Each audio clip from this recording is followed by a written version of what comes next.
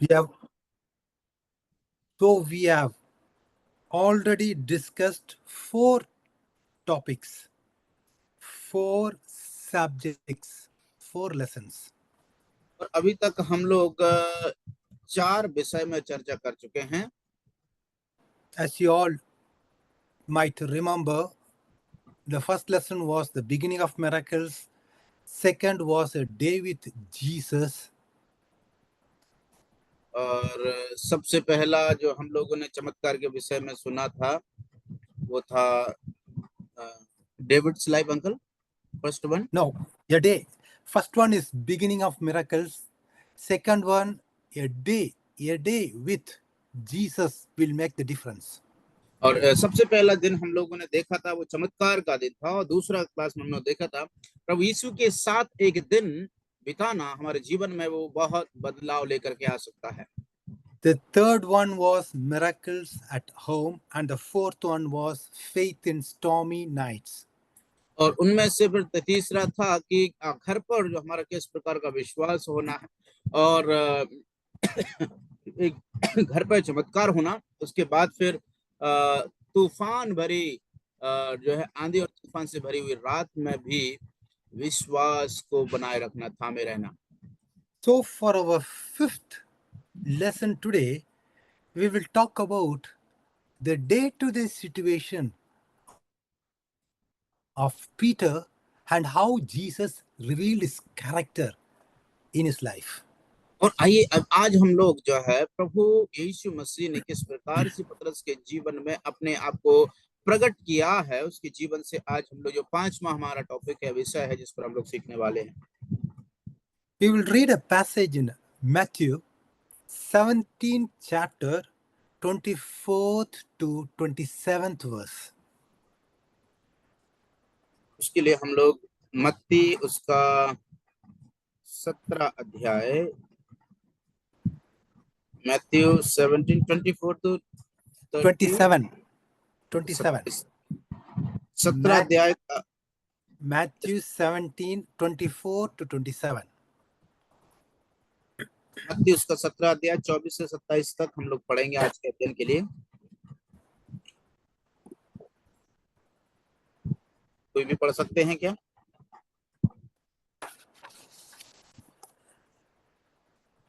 मत्ती कितना बोले भैया? मत्ती 17 अध्याय का 24 से 27. जी 24. जी. जब वे कफरनहूम में पहुंचे तो मंदिर के लिए कर लेने वालों ने पतरस के पास आकर पूछा कि क्या तुम्हारा गुरु मंदिर का कर नहीं देता? उसने कहा, हाँ देता तो है. जब वह घर में आया तो यीशु ने उसके पूछने से पहले उससे कहा, हे शमौन, तू क्या समझता है? पृथ्वी के राजा महसूल या कर किन से लेते हैं, अपने पुत्रों से या पराइयों से? पतरस ने उससे कहा, पराइयों से. यीशु ने उससे कहा, तो पुत्र बच गए तो भी इसलिए कि हम उन्हें ठोकर ना खिलाए. तू झील के किनारे जाकर बंसी डाल और जो मछली पहले निकले उसे ले, तो तुझे उसका मुंह खोलने पर एक सिक्का मिलेगा. उसी को लेकर मेरे और अपने बदले उन्हें दे देना. Thank you, sister. When you follow Jesus Christ, you will never know what will happen next. मेरे प्रियो, आपको बताना चाहता हूं कि जब आप प्रभु यीशु मसीह का अनुसरण करते हैं, आपके जीवन में अगले क्षण क्या हो सकता है आप नहीं जान पाएंगे. Because the life of faith is filled with surprises, is filled with new challenges. क्योंकि प्रभु यीशु मसीह के साथ रहना मतलब हमारा जीवन हमेशा एकदम से आश्चर्य भरा हुआ रहता है और एक सरप्राइज भरा हुआ रहता है. As we read here in the first part of this 17th chapter, Peter, James, and John, they had just come down from the Mount of Transfiguration, and they had a miracle that Jesus cast a demon out of a child. और हम सभी लोग जिस प्रकार से जानते हैं कि पतरस और यीशु, ये लोग कुछ ही क्षण पहले उस जो रूपांतरित हुए पहाड़ से उतर करके नीचे आए थे, और उसके बाद उन्होंने एक दुष्ट आत्मग्रस्त व्यक्ति के जीवन उसके शरीर में से दुष्ट आत्माओं को निकाला। And after this, the Master Jesus Christ was explaining to his disciples about his coming crucifixion and all the troubles and persecutions will be coming for the disciples. और उसके बाद में हम इस बात को देखते हैं कि प्रभु यीशु मसीह अपने क्रूस आरोहण के विषय में और उन पर क्या क्या विपत्तियां आने वाली हैं अपने शिष्यों को एक एक करके विस्तार से बता रहे थे।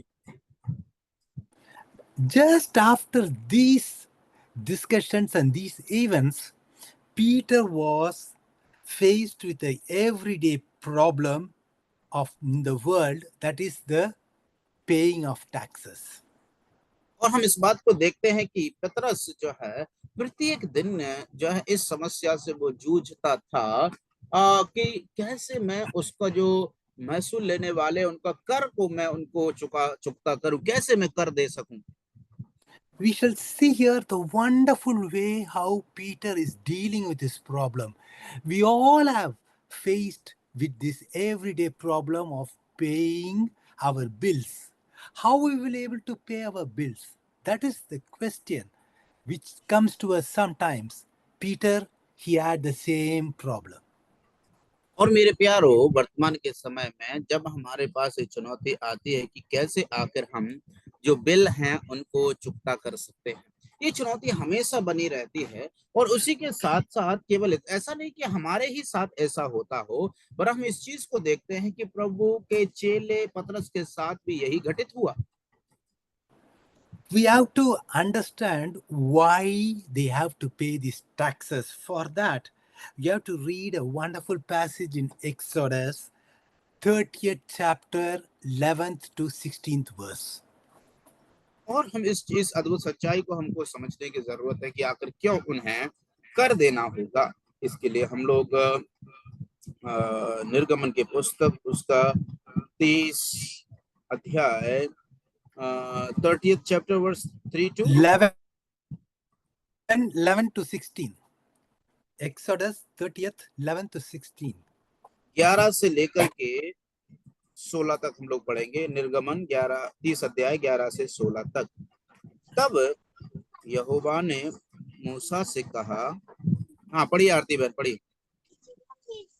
तब यहोवा ने मूसा से कहा, जब तुम इस्राएलियों को गिनती लेने लगे तब गिनने के समय जिनकी गिनती हुई वो वे अपने अपने प्राणों के लिए यहोवा को प्रायश्चित दें, जिससे जब तू उनकी गिनती कर रहा हो उस समय कोई विपत्ति उन पर न आ पड़े। जितने लोग गिने जाएं वे पवित्र स्थान के सेकेल के अनुसार आधा सेकेल दे। यह सेकेल 20 गेरा का होता है।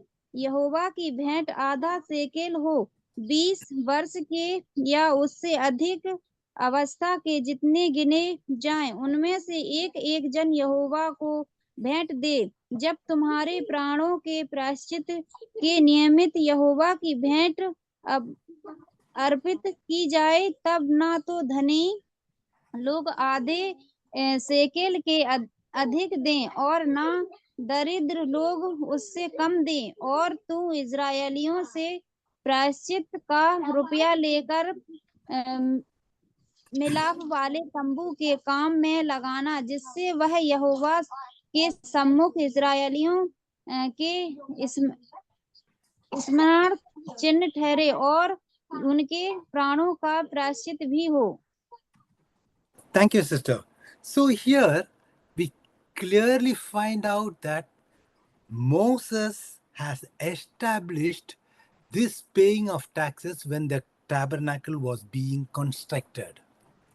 इस बात को देखते हैं कि परमेश्वर के आदेश के अनुसार मूसा ने जब वो तंबू को बनाया जा रहा था तो उस समय में इन लोगों को जो है इस प्रकार से गिनती किया।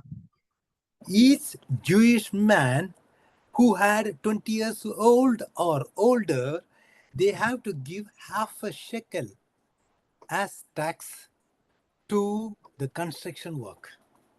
और इस प्रकार का नियम बनाया गया था कि जो भी यहूदियों में से जो 20 वर्ष के ऊपर के हैं, उनको परमेश्वर का भवन का जो निर्माण बन रहा था, उस निर्माण कार्य के लिए जैसे ही वो 30 वर्ष के ऊपर के होंगे तो उनको आधा सेकेल कर देना परमेश्वर की ओर से ठहराया गया। But this tax was supposed to be received as a national consensus, and afterwards it became an annual event.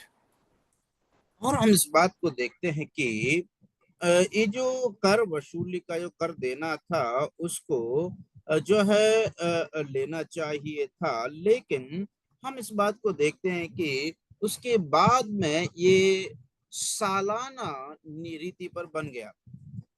So this money was used to keep up the upkeeping of the tabernacle, for the special sacrifices and the daily ministry at the sanctuary. और इसलिए हम इस बात को देखते हैं कि ये जो इस प्रकार का जो कर वसूली का प्रकरण था, ये परमेश्वर की ओर से उनके लिए प्रत्येक दिन का कार्य बन गया था। So this half a shekel tax was the equivalent of 2 days' wages and was to be paid at the Passover feast.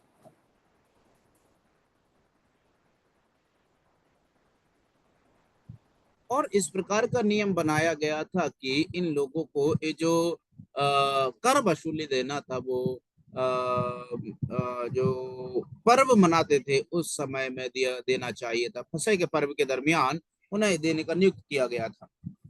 So here we see here these officers, they approached Peter. It was nearly time of the feast of the tabernacle, and they asked him to pay because he had several months late in paying the taxes.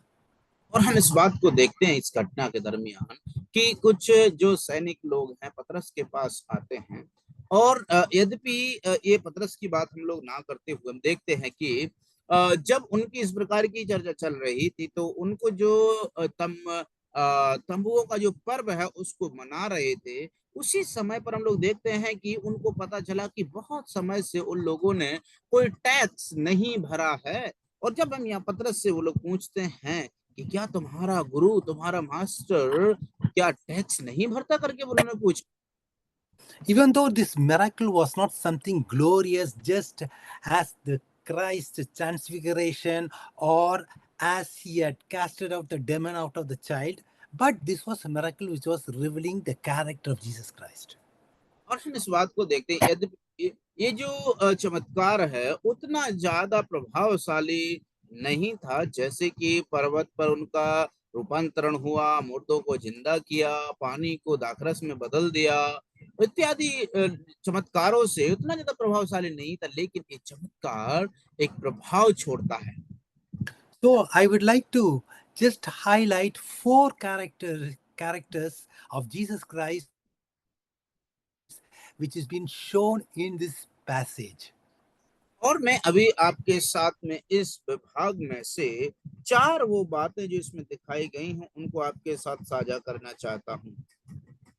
So the first character here is deity, that is the divine nature. Jesus is God. और सबसे पहला हम लोग देखते हैं कि जो यहाँ पर इस भाग में हम लोग पाते हैं वो ये है कि प्रभु यीशु मसीह कौन है। वो दैवीय परमेश्वर और ईश्वर है जो सब कुछ जानने वाला है। When Peter had the discussion with the tax collectors before he entered into the house, Jesus Christ anticipated that discussion and he spoke first to Peter. और हम इस बात को देखते हैं, जैसे ही सुबह में वो पतरस से प्रभु यीशु मसीह मिलते हैं और पतरस के बोलने से पहले ही प्रभु यीशु मसीह उस पतरस से बातें करते हैं। Jesus Christ knew the discussion which was being discussed outside the house, even though he was inside the house, and he knew everything. Why? Because he is God.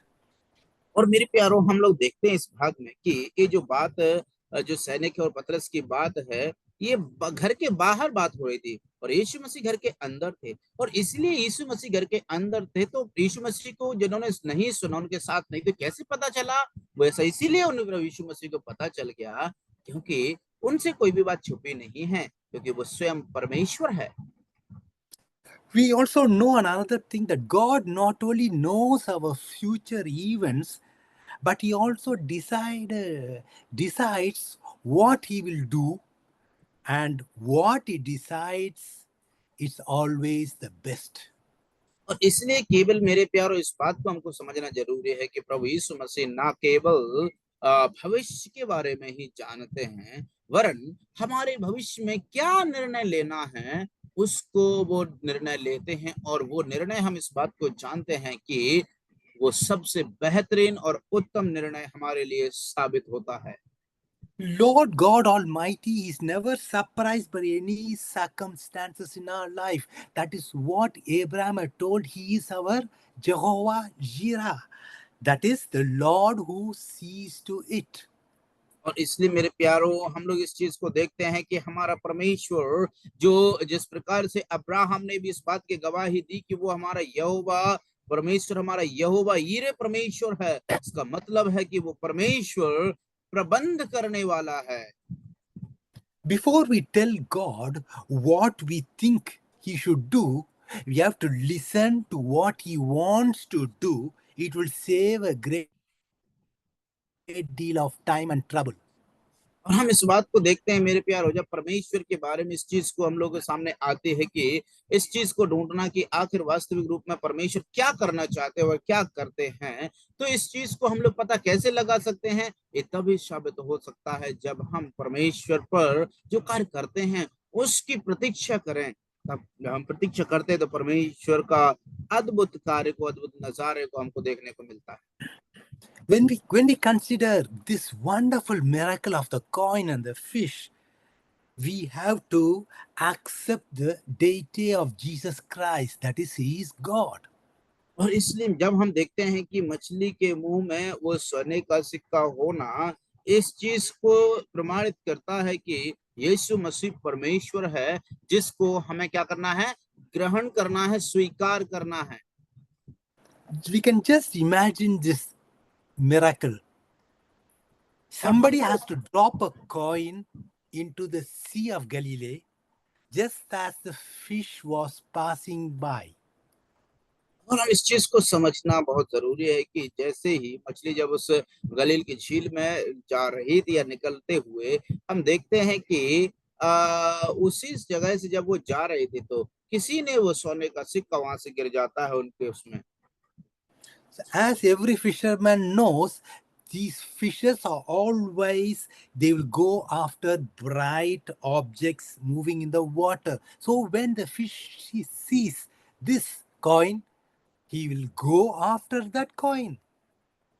और इसलिए मेरे प्यारो, ये जो कपरनहूम के जो मछुआरे थे वो इस चीज को भली भांति परिचित थे कि जब कभी भी पानी के अंदर कोई भी चमकीली वस्तु होती है, उसके पीछे मछली जो है दौड़ करके जाती है। इसीलिए इस बात से प्रमाणित होता है कि जब इस मछली के मुंह में सोने का सिक्का पाया जाना, उसका मतलब है कि जैसे ही वो पानी के अंदर गिरा होगा, क्या हुआ होगा? मछली उस चमकीली चीज के पीछे भागी होगी। And the duty of this fish, he has to go and catch the coin before it goes into the bottom of the sea. उस व्यक्ति का, जो परमेश्वर ने उसको जिम्मेदारी क्या दिया? उसको जिम्मेदारी ये दिया कि उस मछली को समुद्र में की गहराई में जाने से पहले, उस झील की गहराई में जाने से पहले परमेश्वर ने कहा, पतरस तू जा, उस मछली को तुझे पकड़ना होगा।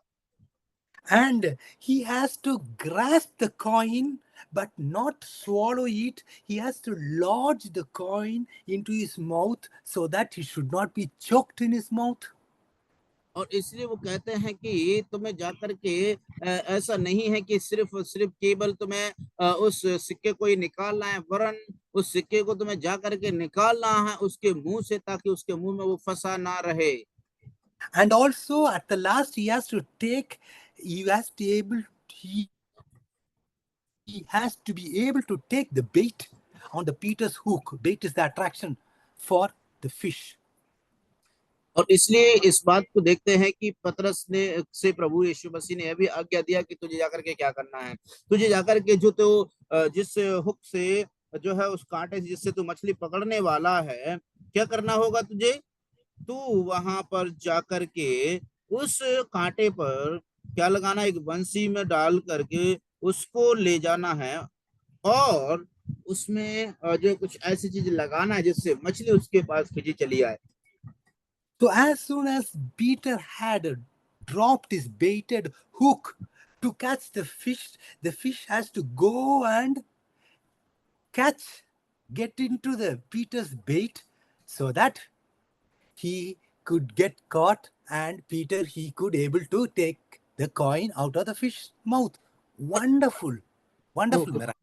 कितनी अद्भुत बात है मेरे प्रिय। देखिए पतरस को जाकर के बंसी को पानी में डालना है, झील में जाकर के, और वही मछली जिसने सिक्का खाया है वो उस मछली सिक्का को वही मछली आकर के उसकी जो बंसी है कांटे में उसको पकड़ना है, और जैसे ही वो उसको पकड़े क्या होगा, वो उसके कांटे में फंस जाएगी, और या फंस जाएगी पतरस उसे बाहर निकालेगा। बाहर निकालने के बाद प्रभु ने उसको आज्ञा दिया था कि जब तू उसका मुंह खोलेगा तो तुझे एक सिक्का मिलेगा। कितना अद्भुत चमत्कार है ना प्रभु ने किया। Yes, brothers and sisters, the working of the providence of God is a mystery we can't explain, but it's the marvelous we can behold. इसलिए मेरे प्यारो हमें इस चीज को समझना है कि ये इतना अद्भुत, हम इसको क्या अंदाजा नहीं लगा सकते, लेकिन इतना जरूर है कि हम उस बात पर मनन जरूर करेंगे तो बड़े आश्चर्य हमें होता है। That is what the wonderful prophet Ezekiel, in the first chapter of Ezekiel, he tells about that. You can read that later on. But here, this prophet Ezekiel, he talks about the glorious throne of God moving about on wheels within wheels. और इसलिए मेरे प्यारो हमें इस चीज को समझना बहुत जरूरी है कि जो हफ्तों से लोग प्रतीक्षा करते रहते हैं। So this talking of this prophet Ezekiel is a demonstration of the sovereign will of God at work in the world.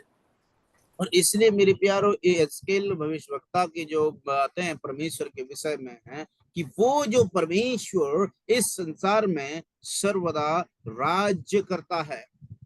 So there the prophet, he was talking about the throne of God as a wheel. So the wheel of God's providence is always turning. It's always changing directions. It's always accomplishing his divine purposes in this world. और इसलिए संसार में हम लोग देखते हैं परमेश्वर का जो न्याय सिंहासन वो एक चक्र के समान है, एक पहिए के समान है, जो हर समय हर घड़ी हर परिस्थिति में अपनी अपनी अवस्था को बदलते रहता है। We have to see the reply of Peter. He told the tax collectors that he had already paid the tax. Was he wrong in telling the tax collectors that Jesus has paid the temple tax? और अभी देखिए मेरे प्यारो, जैसे ही पतरस ने उन सैनिकों से कहा कि हाँ वो तो पे कर दिया है या कर दे चुका दिया है, क्या पतरस का ऐसा कहना गलत था या सही था? क्योंकि तो झूठ है उसने बोला। But here Peter was wisely replying them because he was not able to be the part of the scheme of these people to trap Jesus. और इस बात से देख करके हम लोग देखते हैं कि पतरस जो है उनकी जो धोखे की जो षड्यंत्र था उससे वाकिफ नहीं था, जिससे कि यीशु को पकड़ लें। इसीलिए हम देखते हैं ऐसा जवाब दे करके पतरस बच जाता है। Because these people, they wanted to accuse Jesus on telling that he did not pay taxes, even though he had 6 months of overdue. 6 months of late in paying taxes, Peter told that he has paid that, so that he will pay that later on. और इस बात को हम लोग देखते हैं कि वो पतरस भली बात इस बात को जानता था कि लगभग 6 महीने से उन्होंने कोई कर नहीं दिया है, लेकिन उन लोगों से बचाव के लिए पतरस ने कहा कि हम लोगों ने दे दिया है कर को, लेकिन वो कर इसीलिए उसने ये बात कही है ताकि आगे जाकर के उसे विश्वास था कि वो जरूर इसका क्या करेगा, उस कर को चुकता कर देगा। There's also another thing I want to talk about, Peter's willingness to take the hook, that is the piece of metal we use to catch fish, and the line that is the cord we use to catch fish. He was willing to take that, which shows us his growing humility and also his submission to Jesus. और यहाँ पर हम लोग देखते हैं एक और चीज को हमें समझना बहुत जरूरी है, और वो बात यह है कि प्रभु पतरस की आज्ञाकारिता को और उसकी नम्रता को हमको देखना है। पतरस को जैसे ही प्रभु यीशु मसीह ने कहा उसे बंसी लेना, बंसी में जो हुक लगा रहता है, कांटा जिसको हम बोलते हैं, वो क्या है, मछली पकड़ने के काम आता है। वो जो है किसी भी धातु का, लोहे की या मजबूत धातु का होने के कारण उसमें क्या है, उसको बांधना है, पानी में डालना, उसके बाद पकड़ करके लाना है। So we all know that Peter, he was a very well-known fisherman. He had boats. He has many people who are doing a big business of fishing with him. But this Peter, now he is there with a hook and a line, just like a little boy fishing. He has left all his boats, he's left all the nets, and he's there with just like with a cord and a hook to do a fishing, just like a little boy. और मेरे प्यारो देखिए, पतरस का क्या व्यवसाय था, वो पेशे से एक मछुआरा था, लेकिन प्रभु यीशु मसीह की आज्ञा के बाद क्या देखते हैं, पतरस एक छोटे बच्चे के समान बन गया। पतरस छोटे बच्चे के समान बनने का परिणाम क्या निकला, अभी देखिए, पतरस के पास कई नावें थी, बड़े बड़े जाल थे, इसके साथ और भी लोग काम करते थे। उन सबको छोड़ करके, उन सबको त्याग करके पतरस भली भांति इस बात को जानता था कि मेरा पेशा क्या है। जन्म से उसे पता था कहाँ मछली पकड़ना, कहाँ नहीं, तमाम बातें थी, लेकिन इन सबको बावजूद भी अब क्या देखते हैं, पतरस एक छोटे बच्चे के समान बन जाता है। जैसे छोटे बच्चे क्या करते हैं, बंसी ले जाते हैं ना, तालाबों में, झीलों में जाकर के क्या करते हैं वो लोग, वो उसको मछलियों को पकड़ते हैं। पतरस का भी स्वभाव वैसा ही हो गया। So we see a change in the life of Peter when he started to follow Jesus Christ. और इसलिए मेरे प्यारो, हम इस चीज को समझते हैं कि जैसे ही प्रभु की आज्ञा को पालन करना पतरस ने आरंभ किया, हम देखते हैं उसके जीवन में बदलाव और चमत्कार होना चालू हो जाते हैं। When many people might have seen Peter being there fishing for one fish, they have not realized that Peter was participating in a miracle which would be written in God's word, and for centuries we all will be reading this around the world. और हम इस बात को देखते हैं मेरे प्यारों कि परमेश्वर की आज्ञा को जिसने उसने पालन किया, उस आज्ञा का परिणाम क्या होगा, पतरस ने उस समय में उसको नहीं जाना। हम क्या देखते हैं मेरे प्यारों कि उसने इसीलिए पतरस ने उसकी जब आज्ञा को माना और उसे पता चला कि वास्तविक रूप से क्या होने वाला है उसके जीवन में, इतिहास में, अगर उसने आज्ञा नहीं मानी होती आज हम उसके बारे में नहीं पढ़ रहे होते। We will now go into our second character, that is the authority. Jesus is king. और दूसरा हम लोग जो प्रभु यीशु मसीह का जो गुण है वो है प्रभु यीशु मसीह जो एक राजा है। प्रभु यीशु राजाओं का राजा है। We see here this miracle is recorded only in the Gospel of Matthew, and this Matthew, he magnifies always Lord's kingship and his authority. और हम इस बात को देखते हैं कि मत्ती रचित सुसमाचार में ही जो है हम देखते हैं यहाँ पर केवल और केवल एक चमत्कार के विषय में हम लोग पढ़ते हैं। लेकिन प्रियो और प्रभु के जो बातें हैं, केवल मत्ती व्यक्ति ही है जो प्रभु यीशु मसीह को एक राजा के रूप में प्रस्तुत करता है। We read in 28th chapter of Matthew where he says, all authority in heaven and on earth has given to me.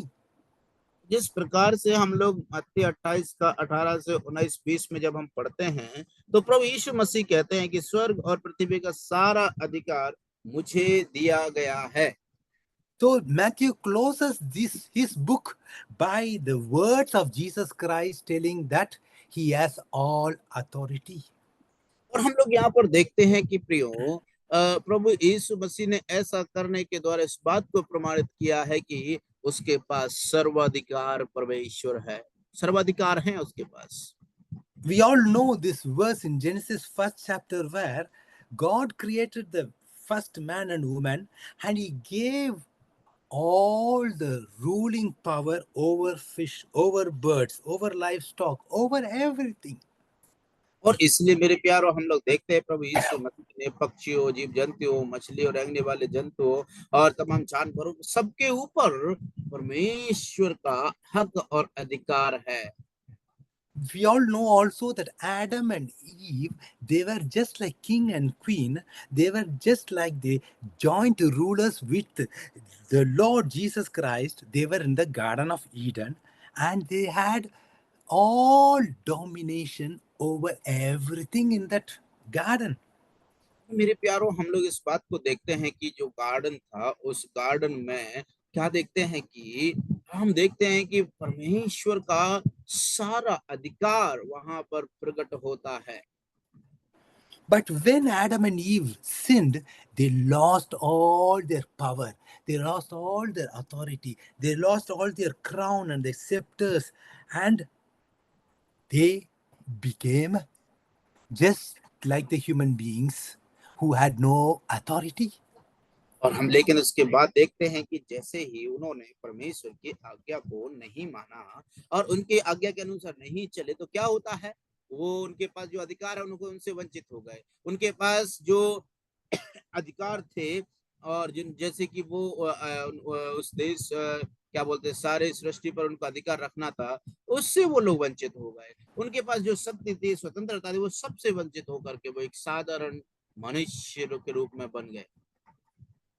So often we used to say that the first Adam, he had lost all authority. He had lost the domination. And Jesus, the last Adam, he regained everything for us. Wonderful. और मेरे प्यारो देखिए हम देखते हैं कि पहला आदम जिसने ये सारे हक अधिकार खो दिए थे और वंचित हो गया था, लेकिन हम देखते हैं दूसरा आदम और आखिरी आदम प्रभु यीशु मसीह जिसके द्वारा वो सब सारे अधिकार हमें प्राप्त हुए हैं। We have seen that how Jesus demonstrated to Peter that he had dominion over the fish. He had enabled Peter to catch great numbers of fish and even also one fish and many fishes. और देखिए मेरे प्यारो प्रभु यीशु मसीह ने उनको एक मछली और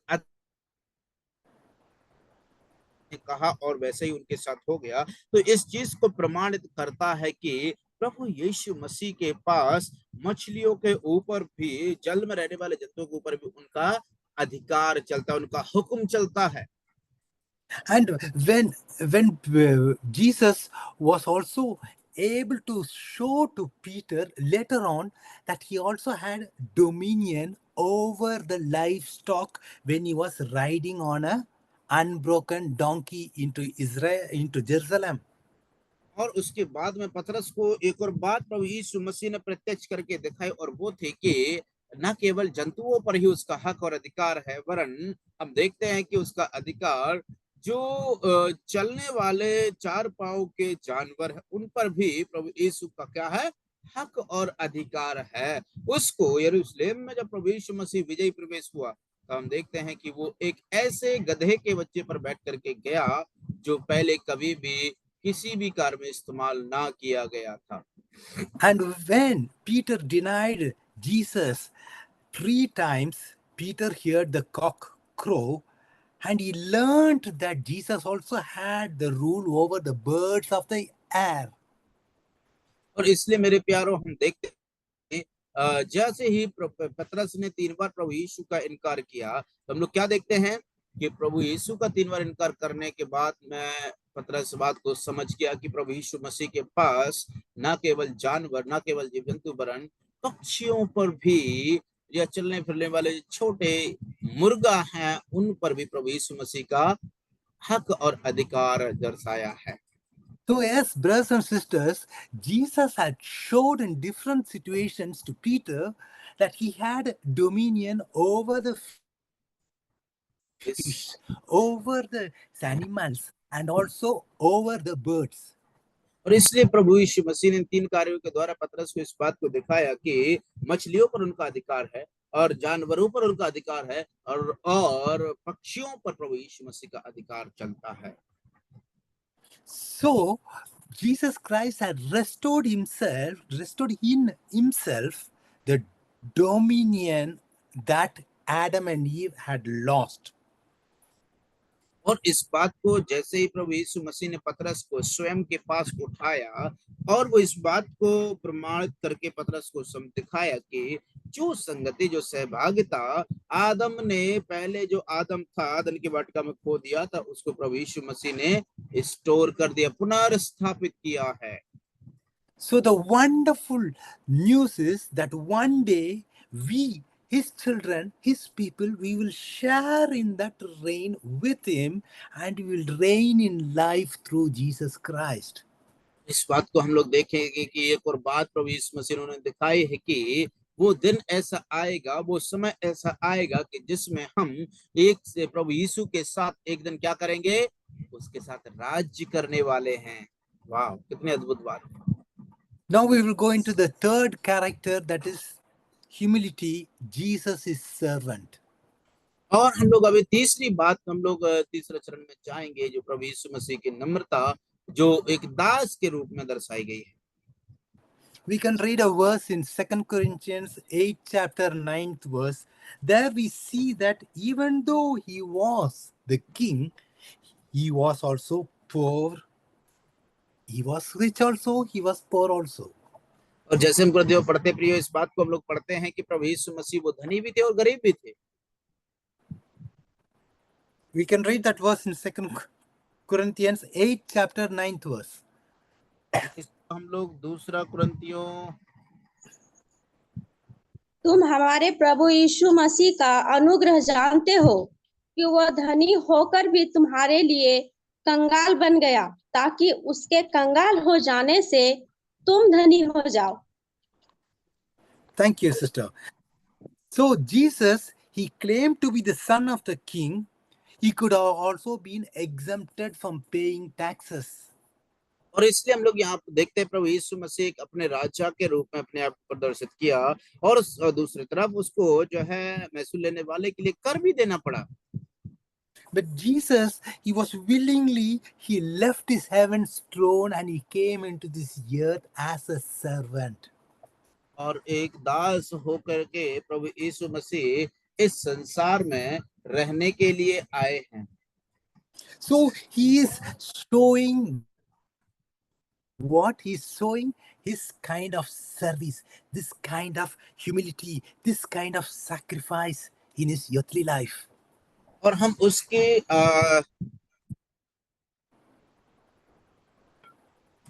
और हम इस बात को देखते हैं, प्रभु यीशु मसीह ने धरती पर अपनी सेवकाई के दरमियान इस धरती के और स्वर्ग के अधिकारों को प्रकट किया है।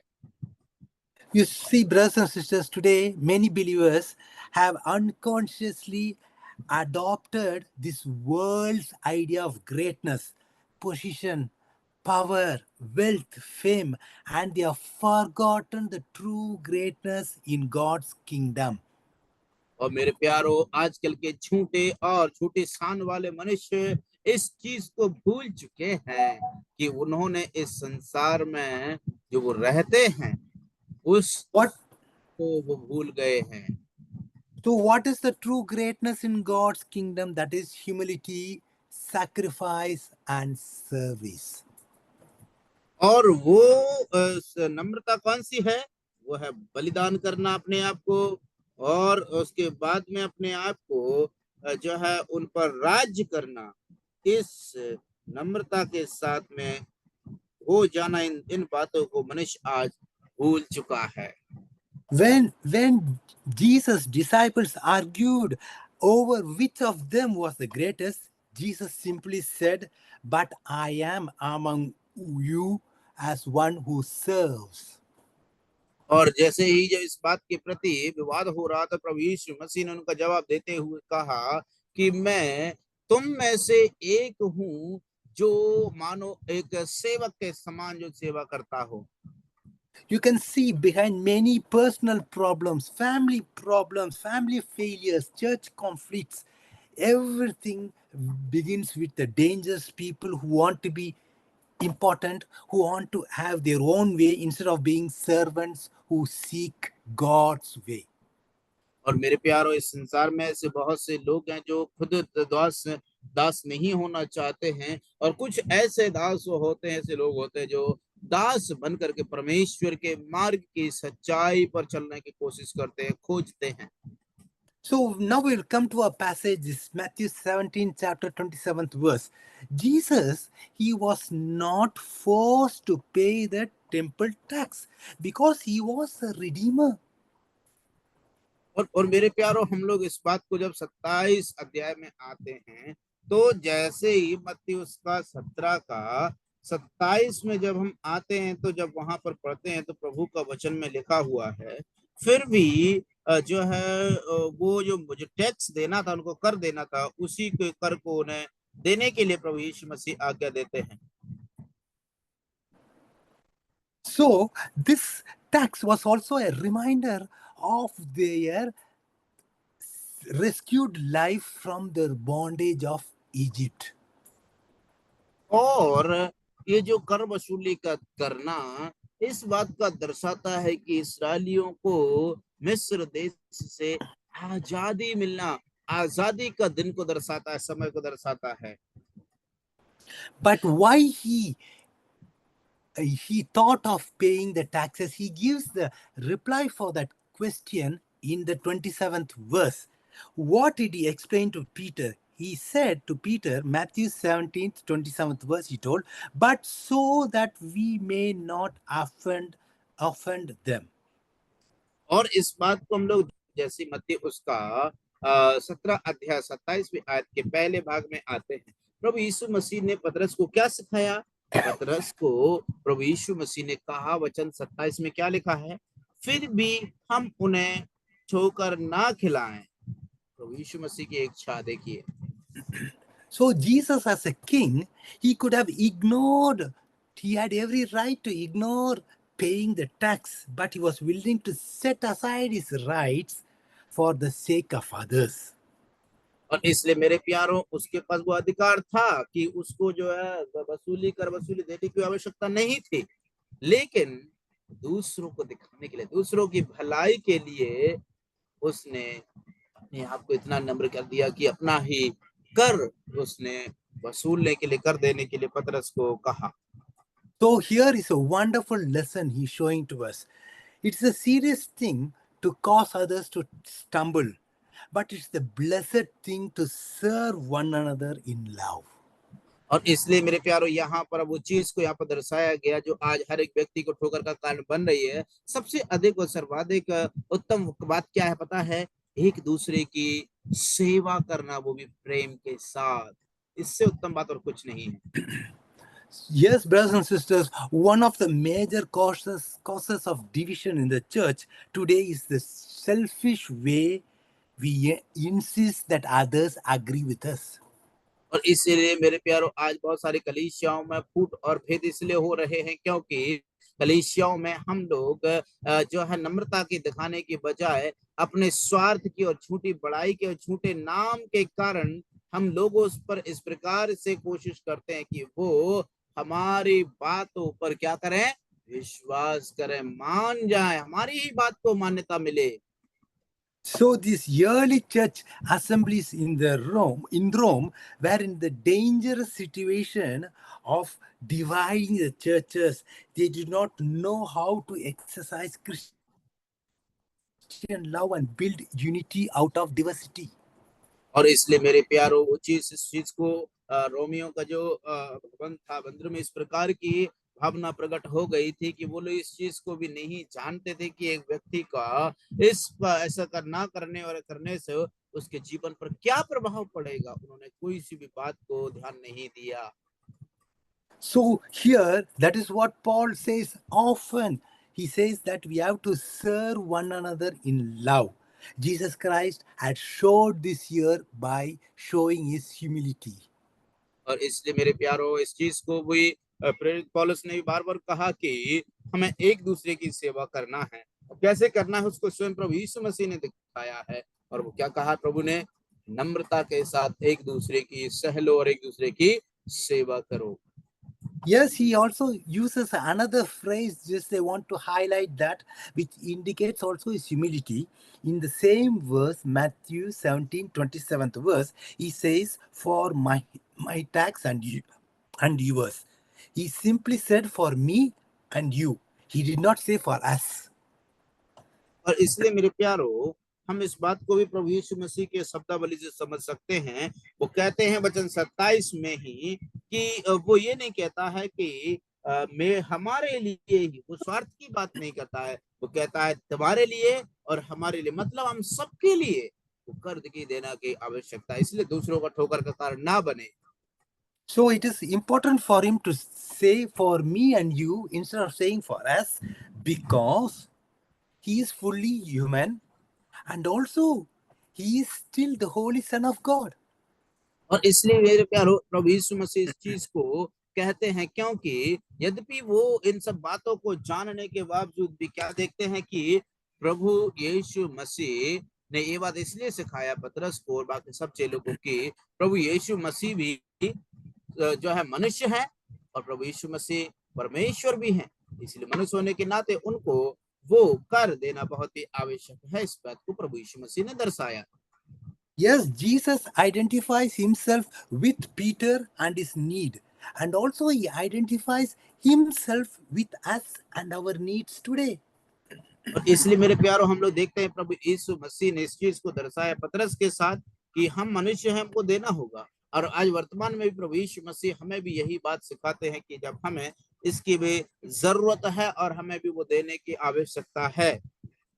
So that is what is the main reason when we pray to God, what is our first request in Lord's Prayer is, hallowed be your name. That is glorifying God is the fundamental motive for true prayer.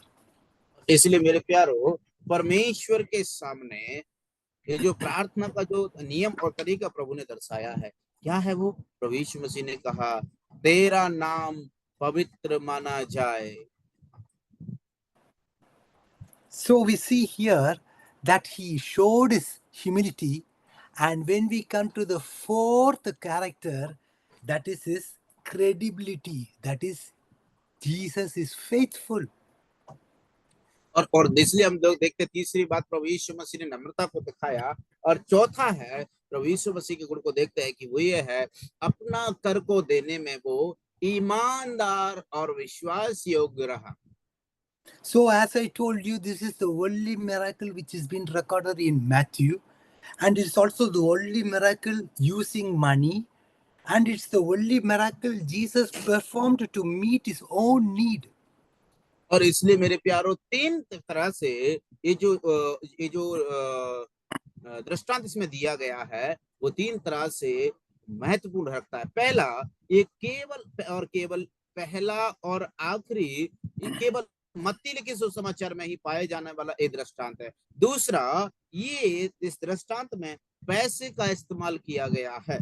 तीसरा, प्रभु यीशु मसीह ने एक पहली बार ही परमेश्वर के वचन में लिखा हुआ है कि प्रभु यीशु मसीह ने ये जो टैक्स की बात करी है, वो टैक्स की बात स्वयं के लिए कर देने के लिए प्रभु ने उस पैसे का इस्तेमाल किया। ये तीनों घटनाएं एक ही पहली बार इस परमेश्वर के वचन में मत्ती से सुसमाचार में ही मिलती, इसके अलावा और कहीं नहीं मिलती। And also, the most remarkable feature that I want to highlight here is that this miracle itself is not recorded in this chapter. और मेरे प्यारों, केवल ऐसा नहीं कि यही केवल ऐसा अनोखा दृष्टांत जो इस अध्याय में लिखा गया हो। And this chapter finishes with the 27th verse, but I thought it would have been nice if we had a 28th verse which says, Peter obeyed the Lord and went to the sea, and he caught a fish and he got a coin in the mouth, and that was enough to pay the temple tax. It would have been good if we had this 28th verse, but it's not the case. और मेरे प्यारो, हम इस बात को देखते हैं कि अगर मान के चले इस अध्याय में ये 27 वचन नहीं है, अगर मानो कितना अच्छा होता कि इसमें 28वीं आयत भी होती, 28वीं जैसे आयत होती तो उसमें क्या मिलता, क्या फायदा मिलता उसमें ये फायदा मिलता, उसमें लिखा होता कि पतरस ने प्रभु यीशु की आज्ञा मानी और वो गया, उसने मछली पकड़ी, मछली के मुंह में सोना मिला और उस सोने के सिक्के को उसने कर वसूले के लिए क्या कर दिया, अपना कर चुकता कर दिया। ये कितनी अद्भुत बात होती अगर ऐसी बात लिखी भी होती, लेकिन ऐसा भी यहाँ कुछ नहीं लिखा रहा। So, in spite of this fact that there is no verse 28 in the text, does anybody doubt that this miracle occurred or not? No. Why? Because Jesus says what will happen and it will always happen. और इस बात को हम लोग देखते हैं कि प्रियो, कुछ लोग इस प्रकार से सोचते हैं क्या ऐसा होगा, अगर प्रभु यीशु मसीह ने इस बात को दिखाया, अगर तुमने ऐसा चाहा है तो वो होगा ही होगा, अगर तुमने प्रभु पर विश्वास किया है। Why? Because his commandments are always his enablements. His word shall not be of void power. और इसलिए मेरे प्यारो, क्योंकि ऐसा इसलिए होगा क्योंकि हर एक बार उसकी आज्ञा बहुत ही कीमती और प्रभावशाली होती है, जब भी वो ऐसा करता है वो खाली नहीं जाती। So, if we have faith to believe even this unreported miracle actually happened, why don't we believe everything else Jesus has commanded and promised for each and every one of us? और इसलिए मेरे प्यारो, हम में से हर एक के लिए प्रभु यीशु ने इस प्रकार के दृष्टांत और चमत्कार क्यों नहीं प्रकट किए, जो हम और मैं और आप भी इस पर विश्वास करते हैं, तो मेरे आपके लिए क्यों नहीं प्रभु यीशु मसीह ने इस प्रकार से रखा। So, yes, brothers and sisters, we have seen 4 characters here in this passage, characters of Jesus Christ. और आज मेरे प्रियो, इस भाग में हम लोगों ने प्रभु यीशु के 4 गुणों के बारे में चर्चा किया। The first character is deity, that is the divine nature of Jesus Christ. He was not surprised by any circumstances. और हम पहला देखते हैं प्रभु यीशु मसीह की ईश्वरता को, दैवता को, किसी प्रकार की परिस्थिति से उसको जो है आश्चर्य नहीं होता था। The second one is authority. Jesus is king. He has domination over fish, over the animals and over the birds. और इसलिए हम लोग देखते हैं दूसरी बात, प्रभु यीशु मसीह जो है वो अधिकार है उसका, वो राजा के समान है, उसका राज्य पर अधिकार है, धरती पर, आकाश पर रहने वाले जीव जंतुओं पर, जल में रहने वाली मछली, आकाश में उड़ने वाले पक्षियों, सबके ऊपर वो एक राजा के समान अधिकार रखता है। And the third one is humility. Jesus is servant. He showed his sacrifice. He showed his humility and his service in his life here on earth. और इसलिए इस धरती पर हम लोग तीसरी बात देखते हैं प्रभु यीशु मसीह ने, इस भाग से हम तीसरी बात क्या देखते हैं, वो प्रभु यीशु मसीह एक नम्र व्यक्ति है, एक सेवक के समान है। इस धरती पर रह करके उन्होंने इस बात को भी प्रकट किया, प्रमाणित किया है कि यीशु मसीह कौन है, परमेश्वर, लेकिन वो नम्र होकर के आया। And the fourth one is credibility, that is Jesus is so faithful. और चौथा है और आखिरी है, प्रभु यीशु मसीह विश्वास योग्य है, ईमानदार है, और वही प्रभु यीशु मसीह ने दर्शाया। So we see here that when we believe God's promises, when we believe God's commandment and act on that, God releases his power and accomplishes his purposes in our lives. और इसलिए मेरे प्यारो, जब हमें यहाँ से क्या सीखते हैं कि परमेश्वर अपनी शक्ति को इस्तेमाल करके हमारे जीवन में अपनी महिमा को प्रकट कराते हैं। We will read just one verse before we finish. Matthew 9 chapter 29th verse. मत्ती 9 का 29 आयत को पढ़ेंगे। मत्ती 9 का 29। उनकी आंखें छूकर कहा, तुम्हारे विश्वास के अनुसार तुम्हारे लिए हो। And Jesus touched their eyes and said, let it be done to you according to your faith. Yes, thank you. According to your faith, will it be done to you? How is our faith, dear friends? Yes. और यहाँ पर देख ले मेरे प्यारो, यहाँ पर वही शब्द लिखा है, तेरे विश्वास के अनुसार तेरे साथ हो, है ना। विश्वास के Yes, अनुसार हमारे लिए किया जाए। हमारा विश्वास कैसा है? because he who promised to us, he is always faithful. क्योंकि जिसने हमसे प्रॉमिस किया, वादा किया, वो हमारे लिए और उसके कार्य में बहुत विश्वास योग्य है। So may God help us to see his miracle in his life, so that we might just simply trust on our master. What he tells us, we will able to do for his glory. Amen. आमीन। और इसलिए मेरे प्यारो, परमेश्वर हम अपने आप को नम्र और दीन कर दें, परमेश्वर के सामने समर्पित कर दें, ताकि हमें क्या करना है हमारे जीवन में, वो क्या करता है उसको कर सके। आमीन। उसके धन नाम की महिमा हो।